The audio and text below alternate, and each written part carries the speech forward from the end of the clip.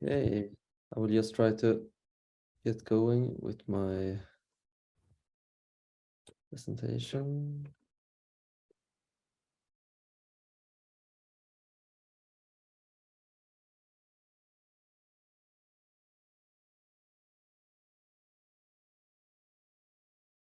There we go.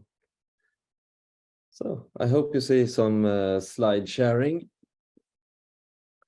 Okay, so my article and also this talk has the headline or topic beyond peak death, and I will just start with a short introduction. So about me, for those who missed the introductions, my name is Axel. I'm a resident in Sweden. I work with futures in different ways since a few years ago. And my academic background is mainly in anthropology and philosophy, but that's not what I'm here to discuss about me.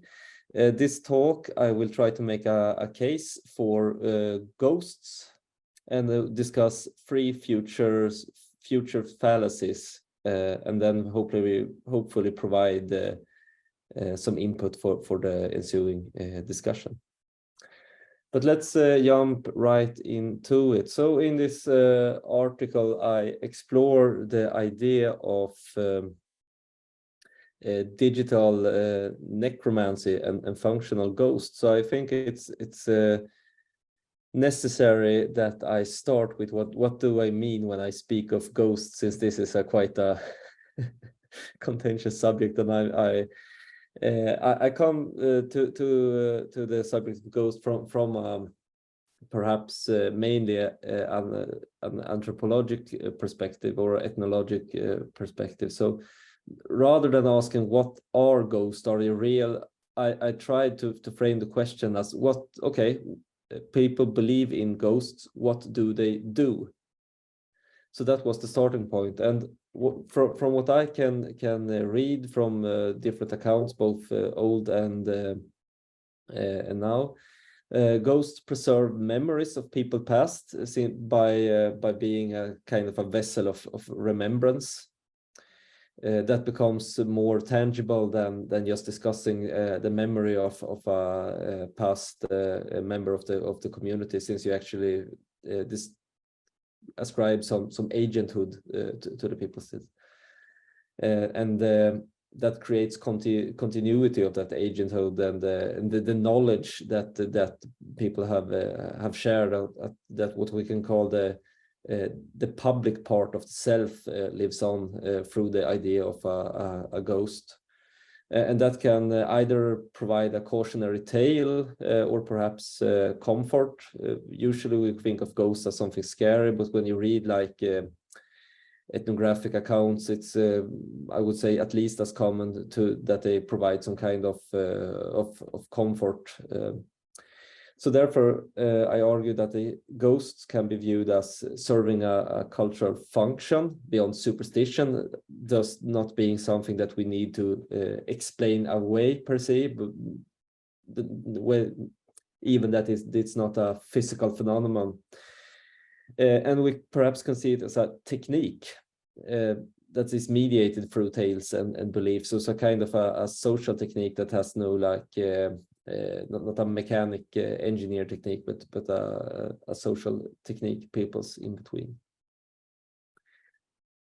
So that is where I'm coming from when I'm speaking of ghosts, not as much of what are they, but what do they do. And from this, I have noticed during what was it, last winter, or when I finally wrote this article, that were popping up some signals of people using digital techniques, mainly the rise of the AI chatbots to make copies of people that have passed. So here comes some spooky animations. we have so a famous example is called the Jessica simulation. It was a grieving boyfriend who got hands on an early version of, I think it was GPT-3, perhaps it was GPT-2, and in a Reddit community got the knowledge to train it on the text messages he and his deceased girlfriend had communicated, and he used their digital the digital tracks to make a quite functional copy of her when discussing certain subject. At this time also Microsoft and others filed patents to continue to develop techniques that will create digital copies of people for different reasons, not only to create dead people, but also the living. And as time has gone on, now we have more and more examples of technology companies that builds upon these LLMs or large language models. When OpenAI released their API, I quickly noticed that some companies popped up where you can use like text and video, pictures and audio to create copies of close relatives, and the purpose is to like help grieving and preserve memory, that you don't have you can be the host of your own funeral, was the pitch of one of these companies, which is perhaps quite macabre. But what does this mean? I would say that if we take this functional understanding of ghosts, that they're not are a certain thing or another, we don't need like physical proof. We can say, okay, it's a phenomena that do something in our social world, and we have this perspective when we watch this rise of the digital necromancy of all kinds. I would argue that this pushes ghosts more towards the real than have been ever before. In this essay I wrote for the Journal of Future Studies, I frame it as in past times the technique of ghost was dependent upon that you and me participated in it and uphold the idea that they are real, and that we have a common understanding, that we talk with each other. Here I'm assuming that there is no like real supernatural ghosts. Perhaps I will be proven otherwise sometimes, but even if you have a materialist reductionist view of the matter, we can say that the ghost used to exist as something that's happening between me and you, and with these chatbots trained on the remains, so to speak, of people, you get a more functional, you get a functional representation that is not dependent upon this communal upholding of the belief. Rather, the ghost is located in the physical servers somewhere out in the cloud.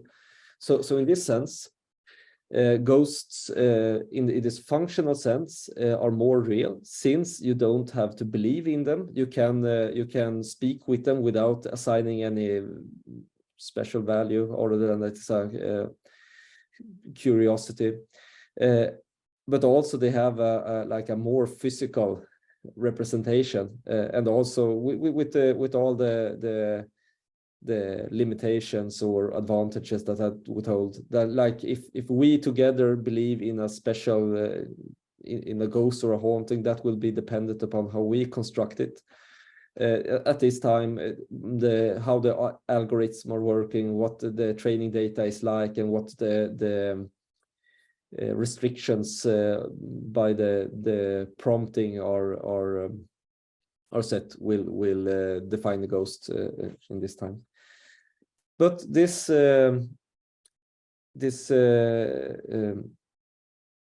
phenomena where ghosts are pushed closer towards reality, I also argue poses a problem for the Western modern notion of death, which I will now talk about more, and why I named the essay Beyond Peak Death. We could try to think about death in a from a cultural point of view, that you can have a level of deadness to others.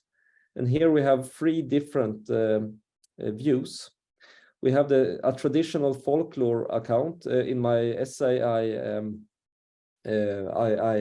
took my starting point in the folklore that I'm familiar with, which is the Scandinavian or Swedish.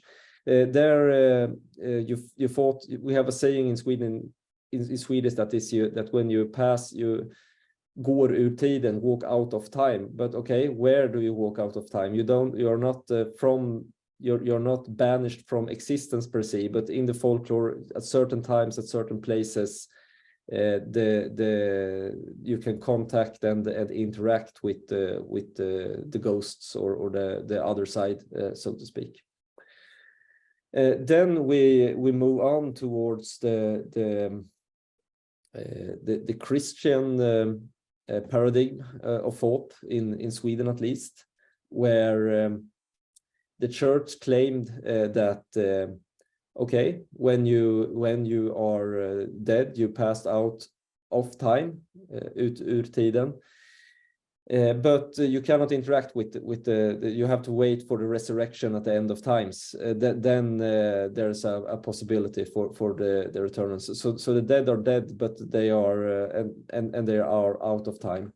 And then enter the modern age, where the dead are not only out of time, literally outside of time, but they are also non-existent. They are banished from reality. That's the view, the materialistic viewpoint, basically, where we say that no, a dead person is gone as an agent. But with this rise of this functional ghost, I perhaps a little tongue-in-cheek try to argue that we have passed peak death, that the level of deadness has decreased since at least the modern and Christian times, because in a functional way, the opportunity is to remain as a agent, at least in respect to others. And in the modern materialistic reductionistic view of a person, an individual, both in life and death, this poses quite a problem, which is not had in all cultures. We have in other times, in other parts of the world, you assign the individual different, like part of the self. You have your own self that only you have access to. You have a self that is the legal status, the legal construction of your person, and also then you have the social, what you mean to others, your obligation and role towards others. And we can perhaps argue that these ghosts definitely make the social part of the self remain.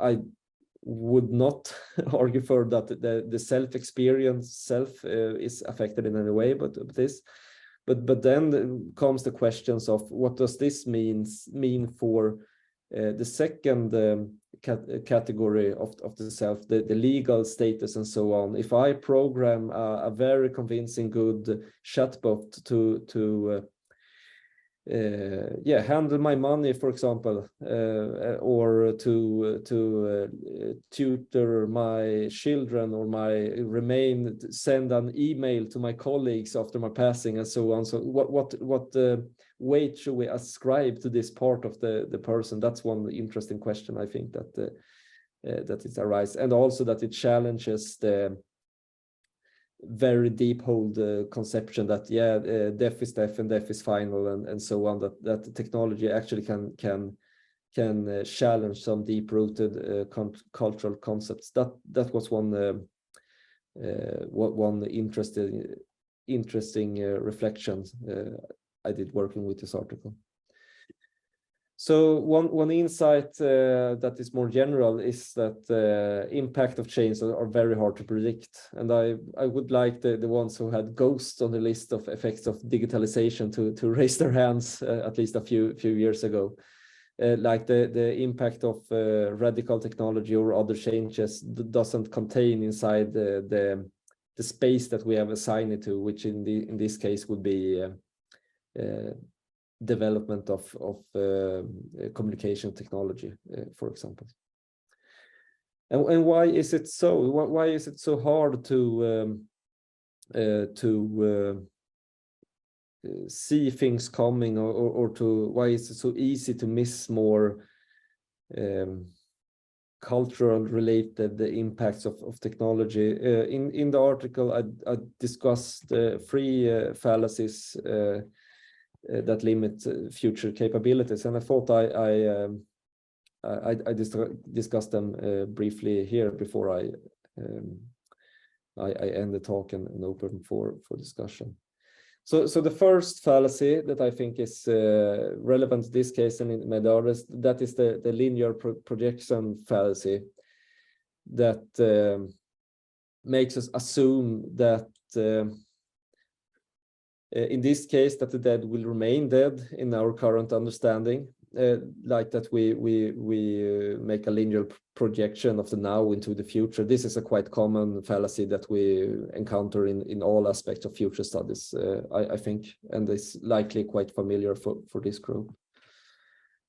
Then we have the Ceteris paribus, or everything else the same, and this is more, I think, when we are making projections, scenarios, futures work in like for example this in the AI space, or the development of chatbots, or things like that, that we kind of have a tendency to hold quite a lot as the same, and we need to do this. We need to like isolate change and to what happens if we play with this single parameter, but it also means that we are at risk to miss scenarios that will happen if everything that we take for granted changes also. So that was I think this is quite a useful fallacy to try to think of. Okay, what are my assumptions of things that will not change in this scenario, or in my projections, or in my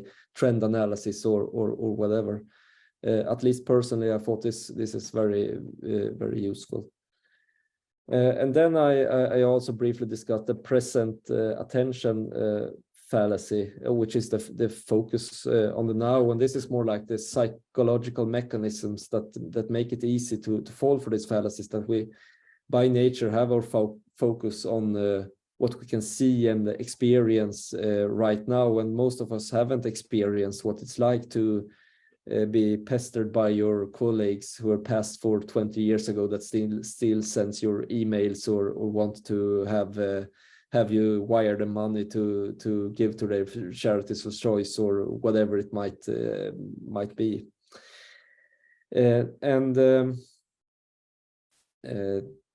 By keeping our attention at the now and not possible futures, have our capacities to imagine and intercept consequences of what we're doing now becomes less. In the article, I discussed the concept that we in our everyday life, we're constantly throwing future obstacles for us to climb forward in time.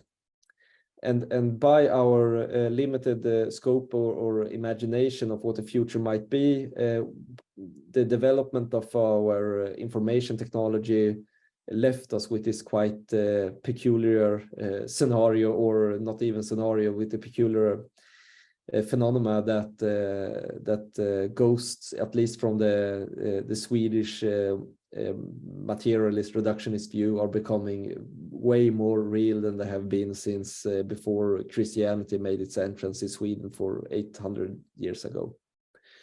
So I think I will end there, and hopefully have provided some food for thought on ghosts and on the impact of AI technology on society. Thank you very much for the opportunity to speak here today.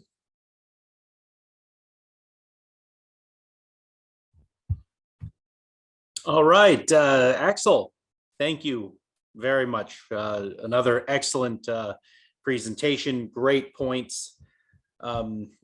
So with that, let's dive right into this discussion, folks. Let's open the floor. Certainly, my quick takeaway was, as I kind of noted my thoughts there in the chat, this parallel theme between both of your work, of that necessity of interaction between human and AI, you know, whether it's in the form of the ghost, you know, and the function that the ghost would serve for people in stages of grief, and also from the film Her, this concept of this interactive companion to address loneliness, you know, while serving slightly different purposes. You know, there's a lot of overlap there in that sense of, you know, it's whether it's the ghost or you know, the digital girlfriend, it's serving as a similar social role, social service of sorts. So yeah, that's my quick takeaway. So thank you both for that. So yeah, let's hear from some of the other folks, questions and comments. Please just go ahead and just jump in first, you know, or do the digital hand raise, and we'll call it. Kelly, go ahead.